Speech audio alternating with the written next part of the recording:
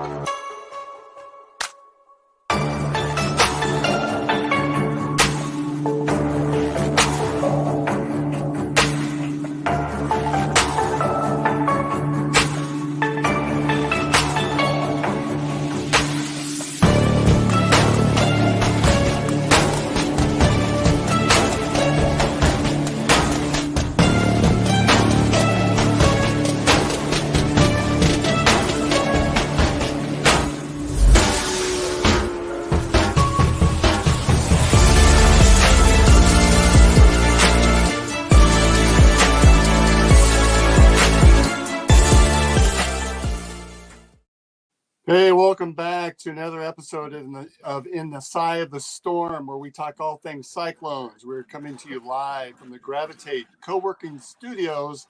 I'm Dave Larson here with my Storm team partners, Marcus Spicer and Brent Curvey. How are you guys? Doing well. Well. Blessed. That's it. Couldn't have said it better myself. Above ground is always a good situation to be in, right? I know. Well, a lot has happened since we last talked a couple of weeks ago. We've had a couple football games. We've had several basketball games. We've had some changes in terms of personnel for both teams. Let's jump into the football since we just had a game over the weekend.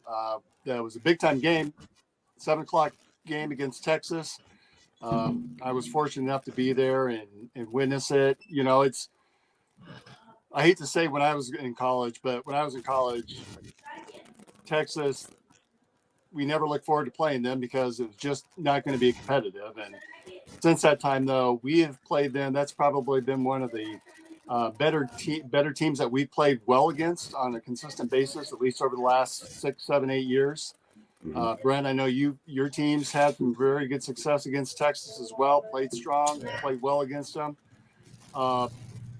What were your guys' take on the game this last weekend against the last game against the Longhorns and Jack Trice? I didn't get to watch much of it. I was actually on the road, so I'm traveling with the kid doing some recruiting and all of that stuff. So I was actually on the highway driving back home from another game. But yeah, can't tell you a whole lot about it. So I will not lie to you. I was able to log on to like YouTube TV and spots, but just traveling, it was god awful. So I had to kind of watch highlights and plays after the fact. So. How about you, Marcus? Well, I watched a lot of it. Very encouraged by, the strides we've made as a ball club this year. I thought it was going to be a lot tougher than what it was. Ultimately, there were some calls, and there's always some calls that goes on in the games that seem to be that determining factor, even if it's early on or midway of the game. It always seemed to be that determining factor that we either win or lose by. And I felt like there was a couple of calls that happened in that game that it was the same way. But overall, not expecting us to be able to even compete with Texas, like you said before. Like I remember when Ricky Williams was at Texas and just all they did was drop back and just hand it to him and just get out the way. And you just watch the greatness of how he was and being able to turn the tables of that, being able to compete with teams like that. It was refreshing to see, but it damn sure would have been good to get that win and solidify that bowl spot. Yeah.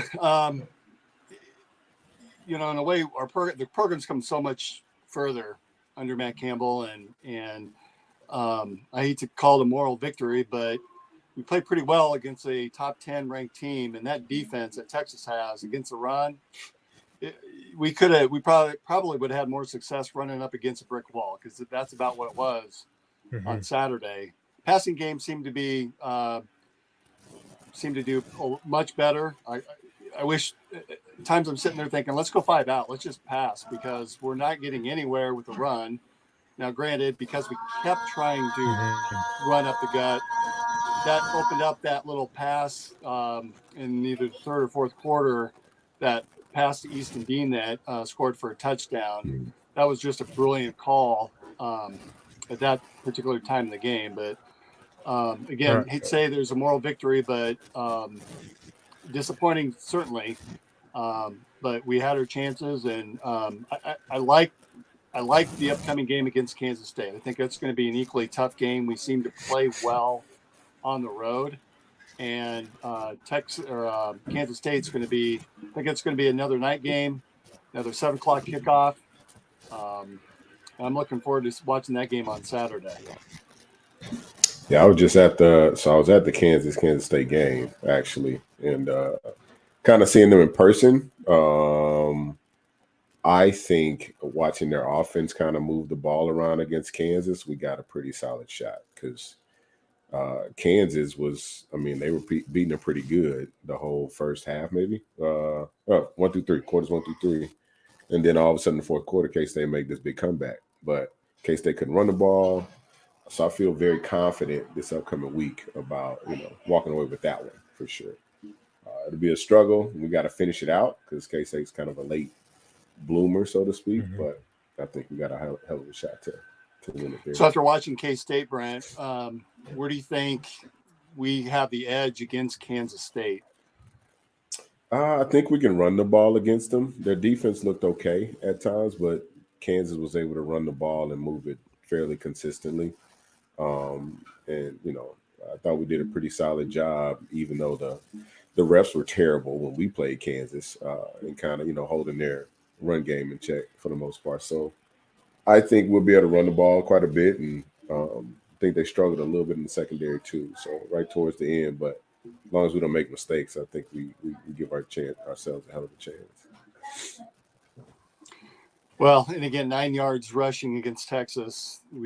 It's never a good recipe to try to win a game. And although one of the bright spots, Rocco Beck surpassed Brock Purdy for most touchdowns by a freshman quarterback. That's good to see, and it certainly is promising for the future at the quarterback position for the Cyclones. Oh yeah, yeah, for sure. He's definitely stepped into that role. He's learned and gotten better, tremendously better this season. And now I'm not as nervous as I used to be, like at the start of the season when he dropped back. It was a couple passes at the start of the season that was like right there or tipped, or there was scores in there to like our guy couldn't even really catch it, and it was like bouncing off the hands. But like now when he drops back, I feel like he has more command and control. He's understood the game a lot more now, and he's getting a lot more comfortable. So he's a big piece of why the season has turned around without a doubt, and that's refreshing to see. Yeah, that's great insight. That he is so much more confident than what he was certainly at the beginning of the year. And this whole team is transformed since that Ohio game. And I know we talked about this a couple of weeks ago too, but the team we are seeing today is not the same team that played Ohio. And I wish we could bottle up this team, go back to the beginning of the year, and I think we beat Iowa. Right. I think we beat Ohio. Yeah, for sure. And we've got that trajectory where I think I would love to have seen where this team could be in another 6 games from now. For sure. Right. Absolutely. Man, we're so young. We are so young, so that's so exciting to kind of start to slowly figure it out. First year offensive coordinator, like it's going to be scary the next couple of years. There's a lot of young talent on that roster, and they're fun. They're just fun to watch. Mm-hmm. Any preferences on a bowl game? I've heard prognosticators talk about Shreveport for the Independence Bowl, and then going back to Memphis for the Liberty Bowl. Any preference either way for you two? No doubt I will preface the Independence Bowl in Shreveport, being from Louisiana, that being right down the street from my house. So if I'm going to pull for either one, it's definitely going to be that one. Maybe I'll be able to finagle my way down to that one. Maybe go on a trip with the family, but we'll see what happens. But if it's any bowl, I prefer that one. I mean, we won at both places. I had the chance to play and win in Shreveport, so of course I'd want to go back and get us another victory out of there. So that wouldn't be one I wouldn't mind going to. So I missed that game, Brent. I went to the first Shreveport game in the early 2000s where we missed Tony Yelk kicked that field goal against Alabama. Yeah, it was 0-1. Against Alabama, right? Alabama. Yeah. Right. And depending upon angles, it was in. Iowa State fans forever, we say it was in. Alabama fans, it wasn't in. Of course. But we all know. Well, good, Marcus. And that way we know that we've got a place to stay if we're heading down there then, right? Oh, we got a lot of room, a lot of acres, a lot of room. All the gates. We actually had a lot of family came up when unfortunately Katrina came through and devastated so many homes. But it's been about a year or so since I've been back home, so I wouldn't mind getting down for that game.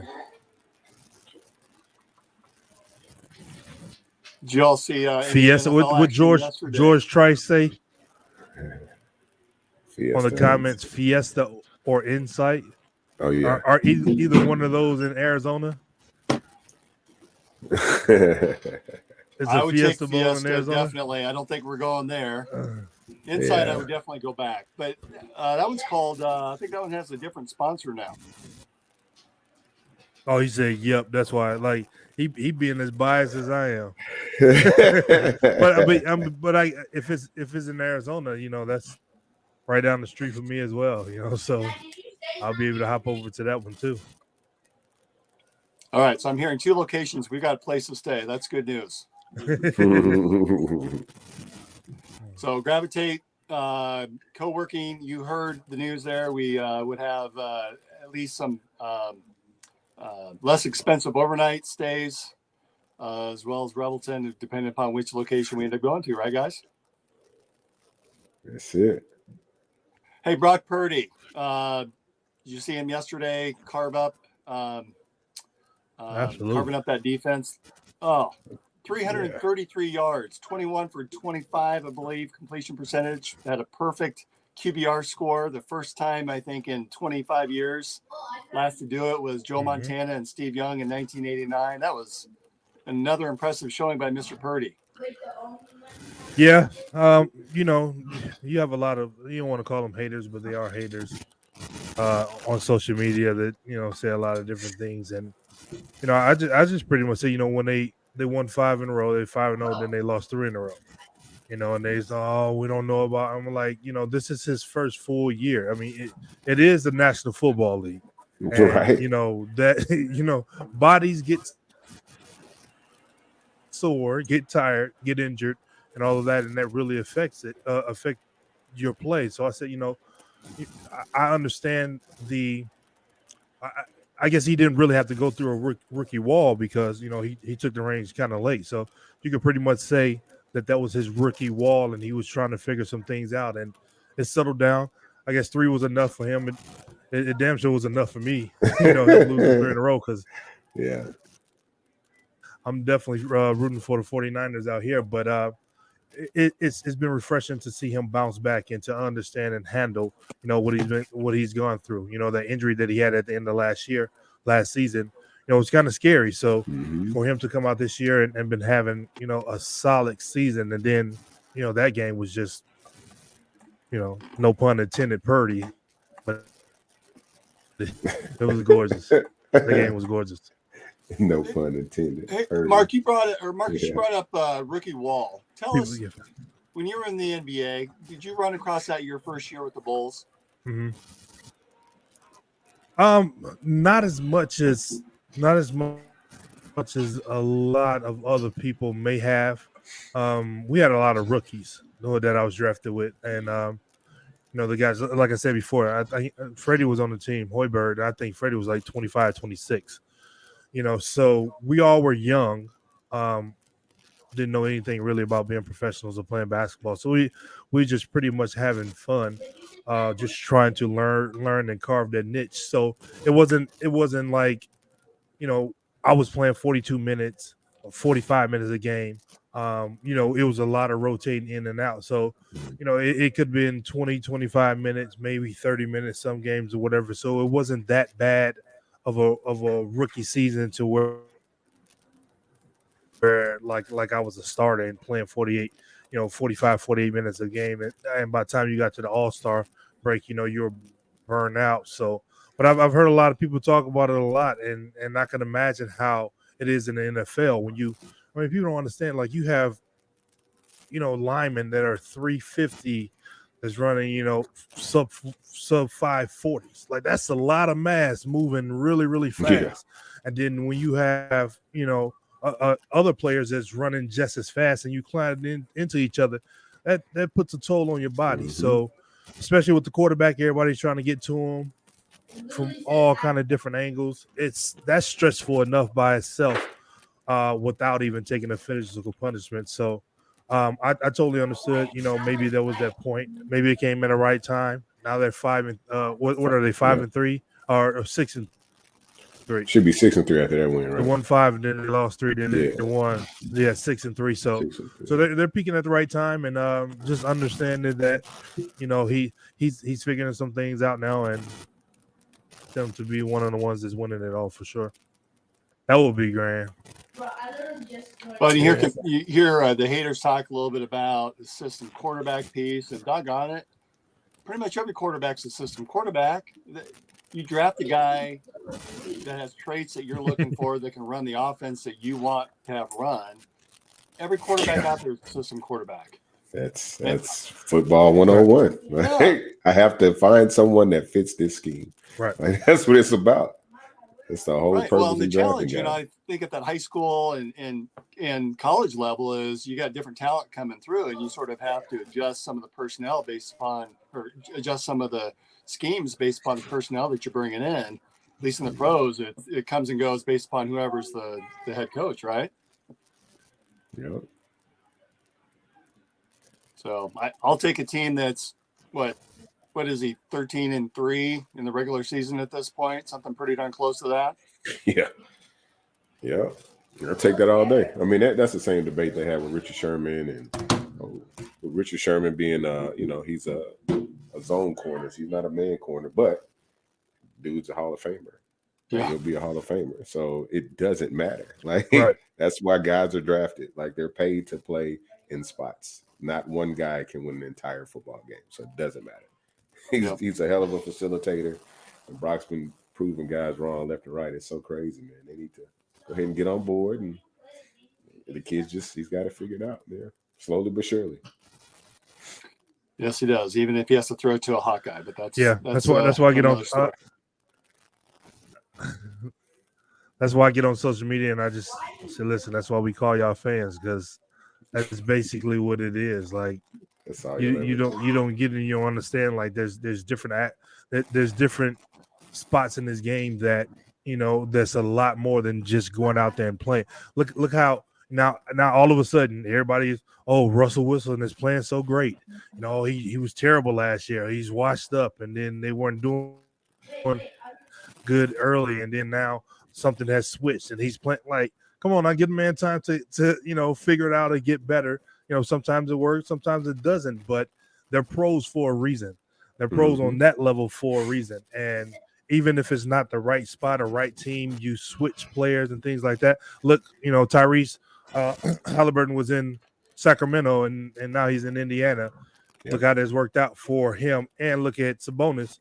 Domantas Sabonis in Sacramento with that trade, how it's worked out for them both. Right. But when they were at those teams, it was, up and downs, and now they're in perfect situations for them. Yep. Pros figure it out. Either they do it, either they don't, but you got to give time for it to happen. 100%. Marcus, did you get in trouble on Twitter this weekend? No. Well, I don't. He like, shit, I don't know, did I? No, did I? What, did I? Did I? Well, sometimes I know you come back on Mondays. Did and I? Sometimes it's been a little rough on Twitter over the weekend. Oh man, that's No, fine. no, I didn't. It depends on what my Saturday is or what I've seen. Like I really try not to pay that much attention to it. Now it was easier when the kids were younger, where you can just probably give them some McDonald's and sit them down, whatever. But now the kids are older and there's things that you have to do, more moving parts, more different places, more things that take your attention away from social media. But nah, I don't think I got in trouble on Twitter this weekend. Good. I don't think I tweeted this weekend. Sometimes I live tweet. Sometimes I'll be live tweeting during the game. But I think this past Saturday I just sat and watched the game and wanted to enjoy and focus and try to focus on them getting the win. But I was upset we didn't get it though. And it's probably good that Brent is out doing travels, because that way he can avoid being on Twitter for the same reason. Yeah. I did Now, a quick I I did see a quick Chris, look at you- Marcus's. I did a quick look at Marcus's Twitter account here. Well, He did wait a on minute, November Chris. 4th. Chris, you got See- locked out this weekend. You have no room to talk. I know, right? I did. I got put in Twitter jail. That's right. I told somebody to go jump in a lake, and Elon didn't like On it. November 4th? Yeah, November 4th, you said fire all these Big 12 refs. This Oh, shit's my. ridiculous. And some random Twitter person said, like, your sorry basketball career, and Marcus eviscerated him. So, Yeah. I mean, those be trolls. It'd be the accounts without avatar or anything like that. Most of the time, I think it'd be people who set up an account right then and there. 100% trolling. Yeah, but right. What would you guys have done? I mean, you played at the highest levels. What would your careers have been like with Twitter? I mean, would you have gone out after a game and just fired it up and responded, or how do you think you would have been as a player with today's social media? I'm glad. And Brett, When I and both of played. you have kids that are at that age that they grew up with this. Yeah, it's unique, man. Because so immediately after we lost in the second round of the playoffs here in Waukee, my son was like, "Yeah, they're roasting me right now." Because early in the year, he said we were dome bound, right, going to the playoffs or whatever. And we got beat the game before, so he was like, "Yeah, look at this. Like everybody's on me," and I'm like, "Damn, it's really a thing. Like these kids really are trying to, kill your ego, so to speak." And, I don't know how I would have did it, because I'd be ready to fight. Like, and I'm not gonna talk a lot. Like let's just knock it out. Because you want to talk, do all this talking. Like, please tell me in my face. Like, I just love to hear what you have to say in front of me.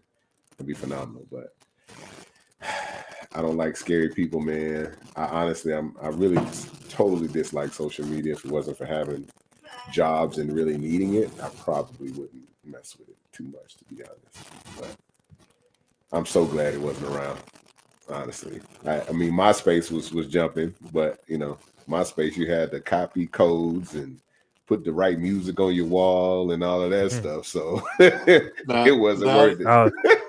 MySpace, people are watching and listening and going, "What the hell is MySpace?" So Right. now that's old school. Yeah, man. What about you, Marcus? How would you have been in social media? I suppose your current Twitter is probably reflective of how you would have been.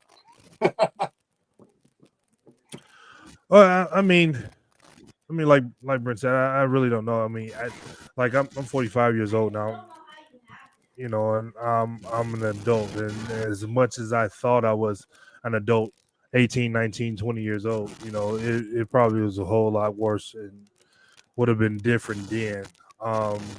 So like now I only go so far with people. I just get to the point to where I give you a couple facts and then I leave it at that, because there's always the opposite of whatever anyone ever says. So whatever I say, it could be totally true, total facts. You can make up anything that you want to make up anyways, and just continue to keep the conversation on. It's either I'm blocked or something is going on. But at that age, I really don't know. I just know that, things would have been a lot different. Probably I probably wouldn't have interacted as much. It's kind of like a Kevin Durant type thing where he gets on there and he says some of the things to the fans like like you guys don't even seem real by the stuff that y'all say. Like he said, NBA fans don't even like the NBA and it's weird.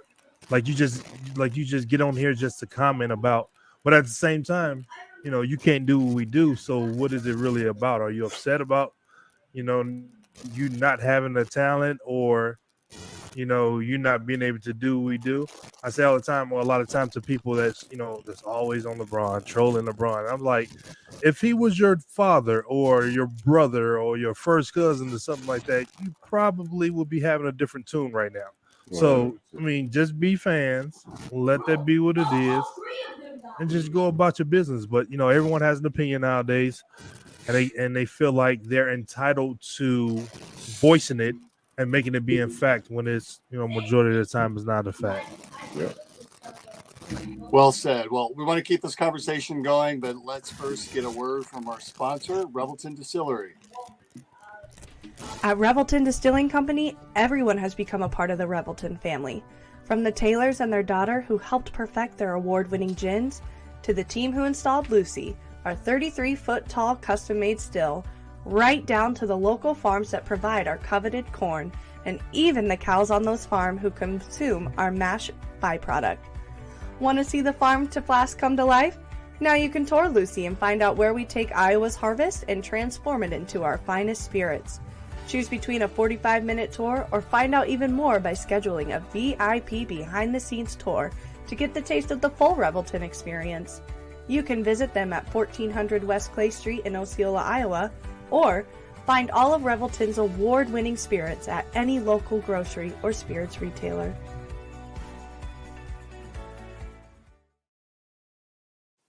All right. Thanks again to Revelton. I believe we have a program coming up where all of the hosts of all of the Three Beards Media shows are going to be hanging out for everybody to come visit us down in Osceola on December 9th. And there you see it on the screen from 12 to 2. If you haven't been to Revelton yet, it's just a beautiful facility. They're adding on to the warehouse space, continuing to grow. And you'll, especially as we come up on the holidays with Thanksgiving here on Thursday, stop by and pick up a Revelton and take it home. I guarantee you will not be disappointed. Tonight, I have again gone back to the whiskey and cream liqueur. It is that type of evening. The cooler weather tends to shift my attention to that from the mulberry, and it's very good with a little bit of ice, just straight. All right, so let's talk a little bit basketball. We had 3 basketball games, I think, since we last talked, all blowouts. I've been impressed, in years past, doesn't matter if it's football or basketball, but good teams beat up bad teams. And it seems in the past we've had some decent, if not good, basketball teams that somehow those games against bad teams are close. That doesn't seem to be the case this year. So here in the last 3 games, Lindenwood, 103-47. Idaho State, which was supposed to be closer than what it was, ended up at 86-55. And then this past weekend, we played Grambling State and former Cyclone Terrence Lewis. Beat them 92-37. Those were some big thumpings. Any thoughts on the season thus far? It's early, man. Looks like Well, I would have loved to have played Grambling State. That's Grambling State is literally that's right. 7-8 miles away from my home. So I would have loved to be a part of that when I was, at Iowa State. But these games have been some great showing. The competition is just a little, lackluster compared to what we're going to be facing in the Big 12. But you also want to get games in and not let it be just about practice. So to see the guys figure some things out early on, get that continuity together, camaraderie together, and hopefully, continue to win. Yeah, those type of games are always good for confidence builders too, right? Helping guys to kind of find their stroke and find their spots on the court. I think, like Marcus said, that competition is going to stiffen up here real quick. So it's good to get these out the way, man. Let guys kind of get used to what it's going to be like. But, it's the young guys that need more and more time, right? So that they can, get ready for what's to come. This Big 12 ain't easy at all. Beast. So it's a monster. So, but I mean, these kids are showing, splashes of why they got recruited, right? Big time guys, big name guys, good shooters. So be good to see, man. I always like seeing blowouts. It means we can score points, and that's a good thing. Yeah, especially this early in the season. We should be beating teams up like that. Yeah. So one big loss, though, Hassan Ward, sounds like he's going to be out for an extended period of time. Reports that I read, he had a broken foot or a bone that was broken in his foot, that he had a procedure done on it. So we may not see him for another 6 to 8 weeks, but that provides a little bit of opportunity for some guys that maybe didn't get as much playing time, notably Omaha Baloo. Omaha came in as a McDonald's All-American. Marcus, you know about that. And I think we were a little bit surprised he wasn't starting right off the bat as a McDonald's All-American. What are your thoughts, I guess, on his play thus far, and any differences that you've seen between that first game and that most recent game out of Omaha? Well, I feel like, him being a McDonald's All-American, you got to get behind him, and you got to allow him to figure out the collegiate, stage.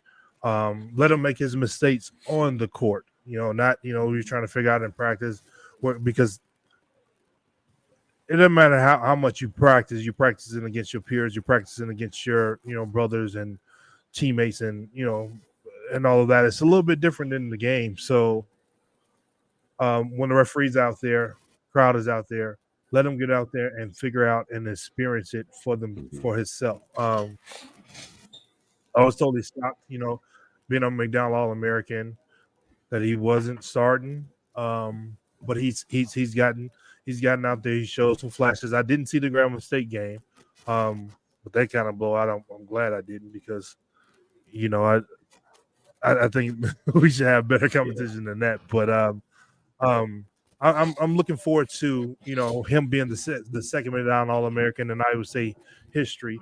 Obviously, second to me coming in there in 97.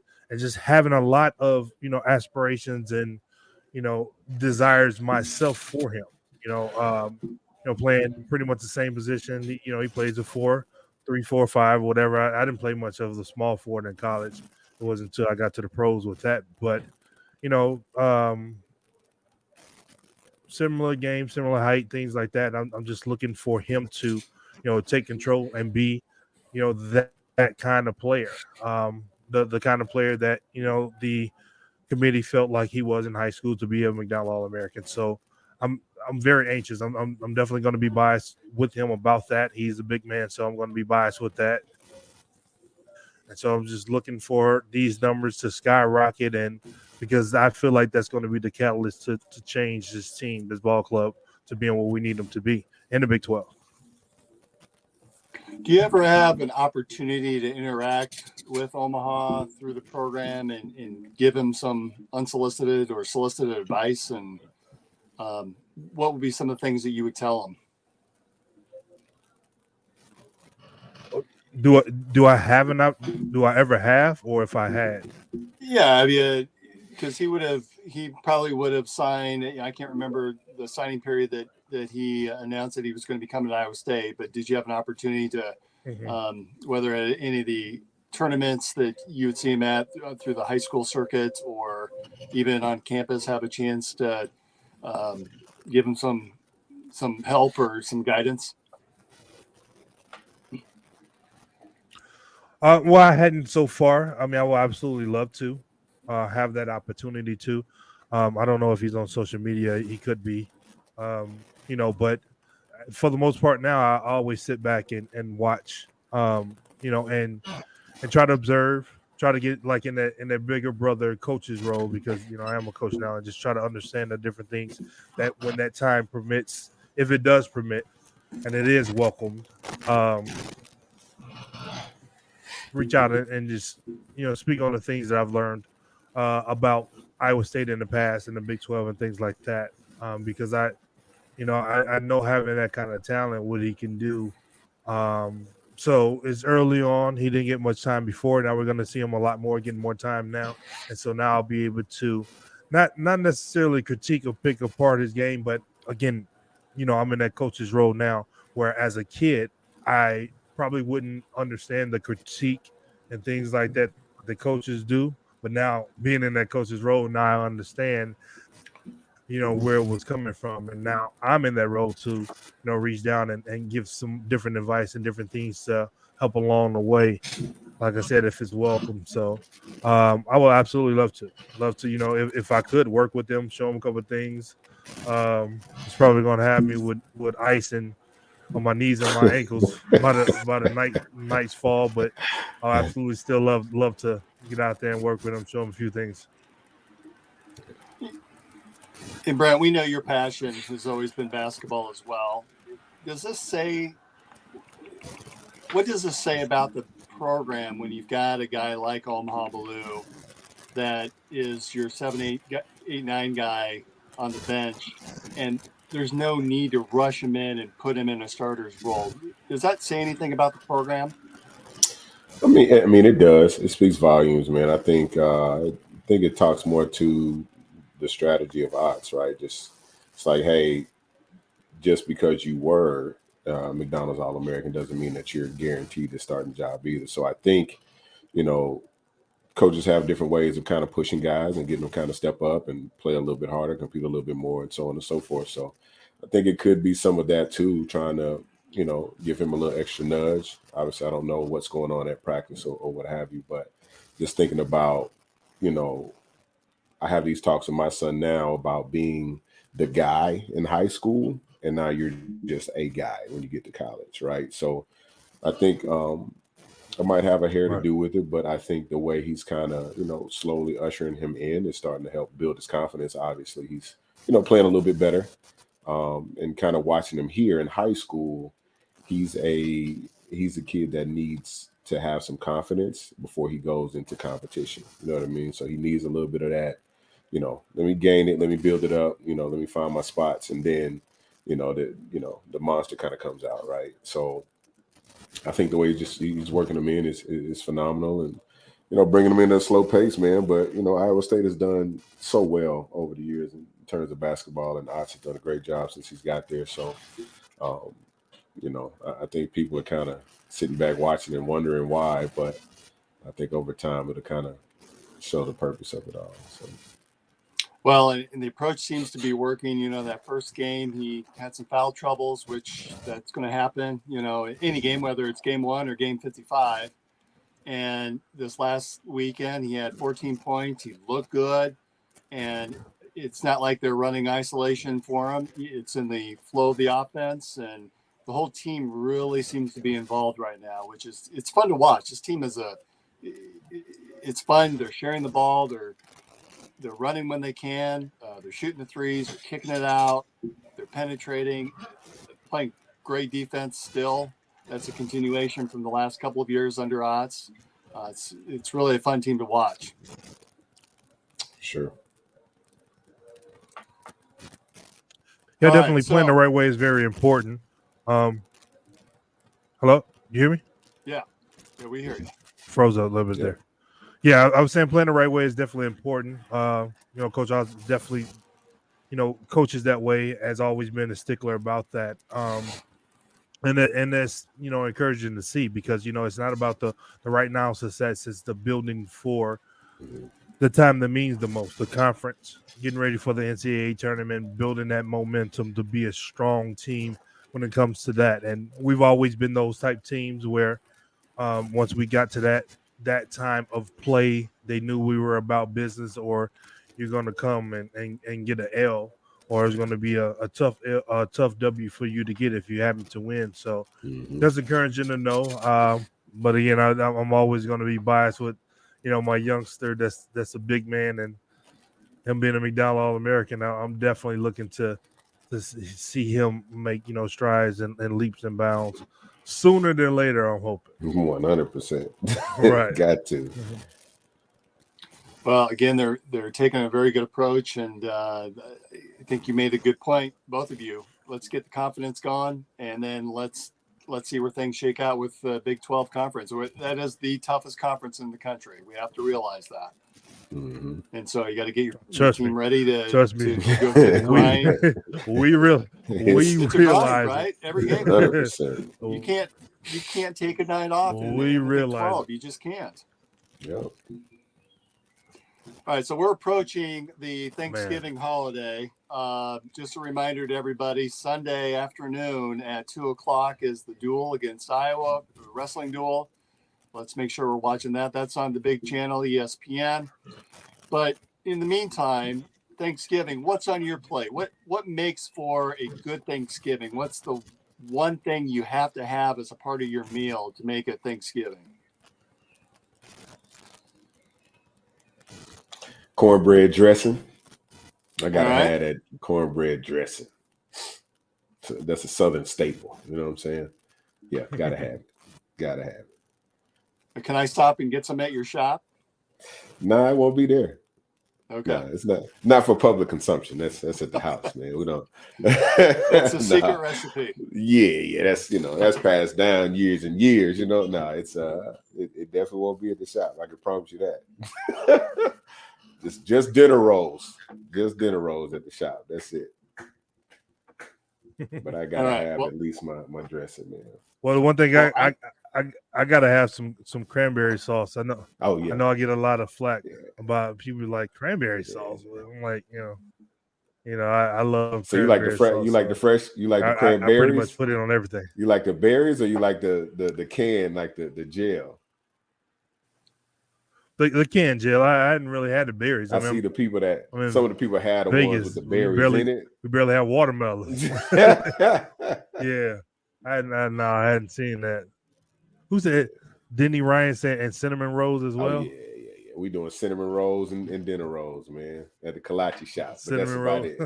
Gotta have those on your tables too. What about? I'm a big jelly. You, Dave? What you gotta have? I'm a big jelly cranberry as well, but I have to have apple pie. I just have to have apple pie. So I'll go to probably Costco tomorrow or Wednesday and buy one of those ginormous ones and make sure that gets brought home with me. Is that just for you, or is that you sharing with the family? I might share. We'll see how that goes. No, but I love apple pie. Does it wait till Thursday to get cut, or how does that work? I'll do my best. I'm going to be running in a 5K out in your neck of the woods, Brent, on Thursday morning. Okay. For a turkey trot, but I guarantee you, I may have a slice when I get home after the turkey trot. There you go. A little run. It's worth the reward. You worked it all off. You got to go get it. Got to go grab it right back. I'll work some of it off. Some of it. What are you running in shoes wise? That's a good question. I have so I'm kind of a shoe whore when it comes to running shoes. I probably I just donated 3 of those gigantic bags because I collected them all. My wife is getting on my case, and I probably have another 15 or 20 running shoes that I track the mileage on all of them. And then I'll turn them into mowing or yard shoes. And then at some point I'll just say enough's enough and I'll donate them all. Well, except for the ones with all the grass stains on them. Because I do run quite a bit. All right. So one quick question as we start to dial it down for the day. Not only do I love shoes, but I listen to a lot of podcasts. How many podcasts do you guys listen to? And how many is too many? Because I'll tell you right now, I listen to about 70 different podcasts. Some are weekly, monthly, daily. but as a way to get around it, I listen to them at double speed, which drives my family nuts when we get into a car. Yeah. But that's just how my brain works. What about you guys? I'm at 9. 9, huh? I'm at 9. Wow. Yeah, I just counted the ones that I listen to on a regular. Starting with All the Smoke with the Matt Barnes and Steven Jackson, all the way down to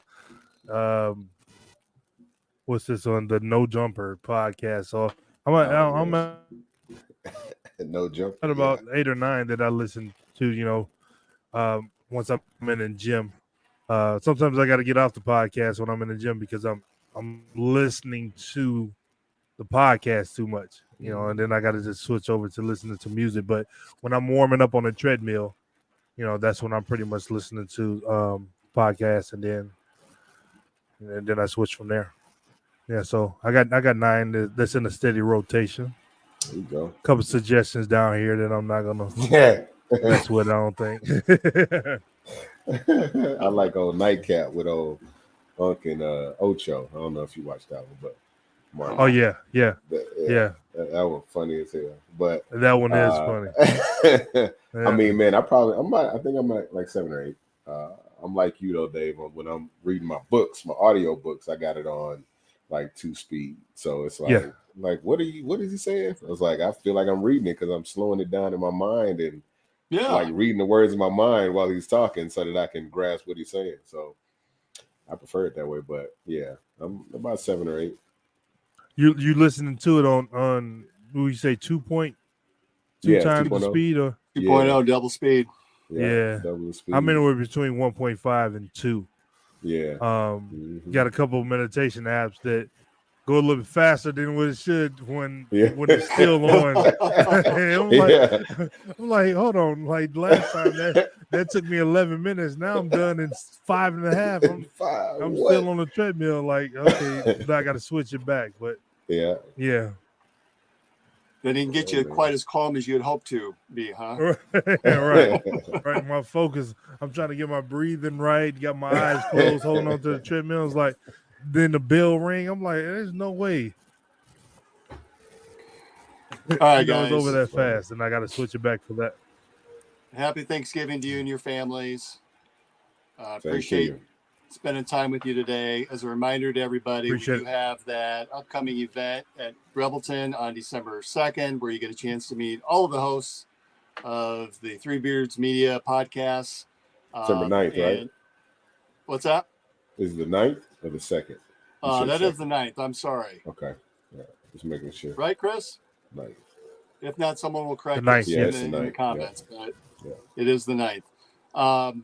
As well, we do have a very special guest coming up. I think we can announce on December 11th, on that following Monday, we're going to have Iowa State Athletic Director Jamie Pollard on. I know we're all looking forward to that with some engaging and great questions. If you have any questions that you like, feel free to shoot us a message, leave a comment, send us a note via Twitter, as long as we're not kicked off of it.